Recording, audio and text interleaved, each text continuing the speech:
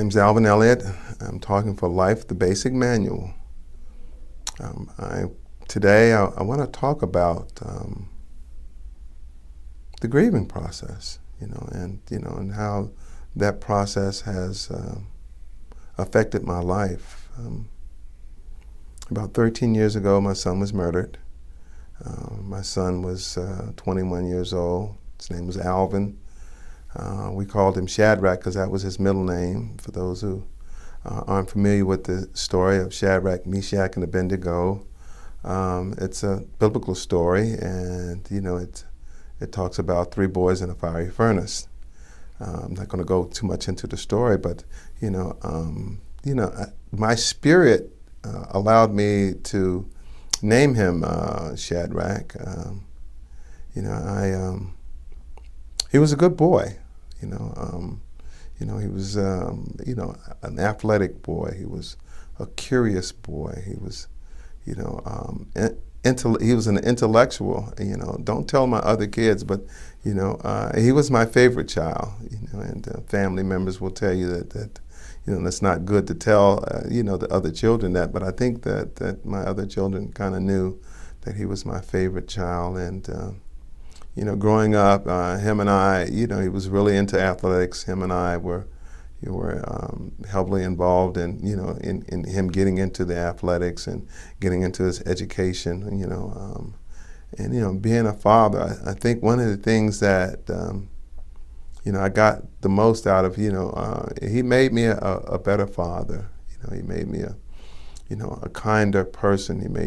He was the last of my three boys, my three kids, and and as a result of that, the mistakes that I made with the other children, I was able to learn from him. And his nature, was what kind of softened the edges for me. I don't want to, tout myself as this rough, tumble guy, but as a man, in today's world, you try to. There are certain stereotypes that that society has forced upon us, and what Junior would help me do. I called him Junior a lot. Junior helped me do. Junior helped me see the other side, the side of the dad that didn't always have to bring the hammer down. The dad that didn't have to. Be the one that had all the answers. It's my way or the highway. He was able to help me see through that and become a better father.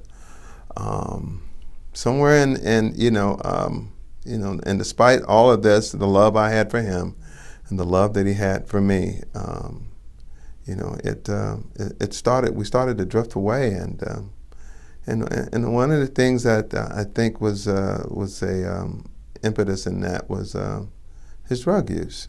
It started with the marijuana, and and it went to other drugs. And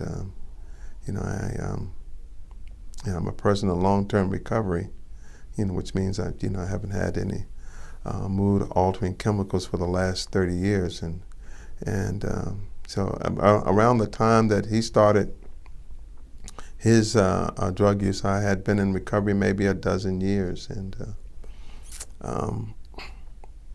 I thought that I could just have work a program on him like I was working my own recovery program, and in hindsight, when I look back on that, I realized that there were a few things that if I were to do, I would do differently. I would have a little bit more compassion for him, that like I would have for somebody else who would that I had met in the recovery process. I would not allow him to be so much on his own and trying to find his path. That's where I think I don't want to say I failed him, but if I had things to do differently, that's what I would do. He died August the 4th, in 2003. I don't know exactly what happened. From the details that I get from the police report, and he was stabbed, and they found him staggering down the street, and they took him to the hospital. And he died alone. He was a John Doe. It didn't have any identification on him, and as a result, it was hard for us to find him. For a couple of days, we searched in a couple of hospitals, and eventually we were able to find him. He had been in the morgue for a week, and I want to tell you that it was not an experience that I was prepared to live through. One of the things that when I look back on that experience, it was I can't say how I got through it. How does a person get through burying their 21-year-old son, the apple of their eye, and what I had to do, I had to turn to friends and family. I had to turn to the relationship that I had with my Creator at that time. I had really gotten into a level of spirituality that I had never had experienced. And I could remember one day thinking to myself, I said, I don't know what the Creator has for me, but this relationship that I have right now, is so powerful that I could, that it could help me prepare for anything. And I want to tell you, I needed to use every bit, of energy and love, and that I had, that I could draw on, every resource that I could draw on, so that I could find the strength to go on. I know I'm talking to maybe thousands of people, through this video, and there may be somebody out there, who I'll be able to touch, and let them know that you'll be able to survive. That life does go on. That the pain that you may feel in your heart, there's no such thing as it, as I get over it. But it'll hurt less. I know that from my experience, that'll hurt less. But what I had to do was, I had to find a group of people, find a path that helped me get through it, and it was hard. I'm not here to tell you that it's not going to be hard. I'm not here to tell you that that people who are in your life will be able to replace him or her, or the mother or the aunt. If it's someone, because it's grief is not exclusive just to the children, or it's I'm not trying to make this tape that or this video for somebody who's lost a child exclusively. I'm just basically talking about loss, and how you recover from loss, and diving into the bag or diving into the bottle. It's not the escape.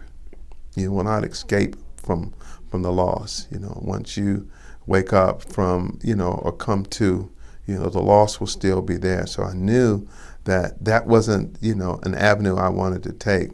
So what I had to do, I had to dig deep into my, to my level of spirituality, to my, my connection to, to the universe. Whatever that may be for you.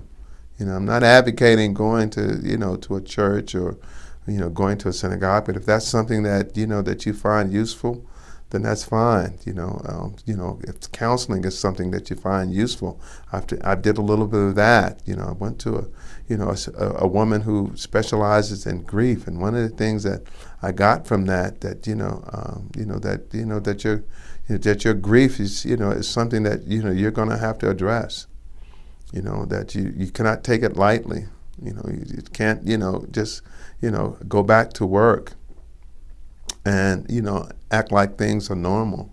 That it is a process, and that your process is going to be your process, and that your time is going to be your time, for you to get through it. And if and if I believed if I had rushed myself through, if I didn't take the time, to process my loss, I don't know where I'd be.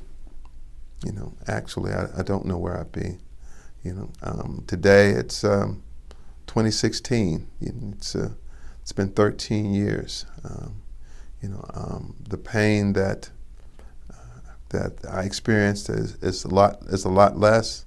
But the sadness still comes. I don't believe that I'm ever out of the woods from this experience. I don't believe that there'll ever be a time when I won't look back and say, that I feel better about what happened. It's just not. With the way I feel today, at times are similar to, way I felt when I got that phone call. I just try, to the best of my ability, when that feeling comes, to utilize the tools and utilize the things that help me through, and lean forward into it. Lean forward into the feeling, not run away, not try to mask it, not turn the radio up, not, get on my phone, any of those things.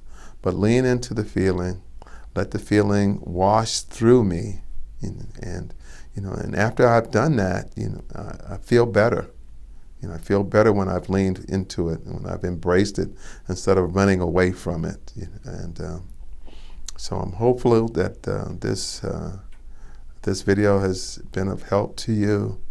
I know if you've landed on this video, looking at the title, talking about loss or grief, or whatever the title we'll make for this, that you'll be able to gain something from this, that you'll be able to use this and take this, and apply it in your life.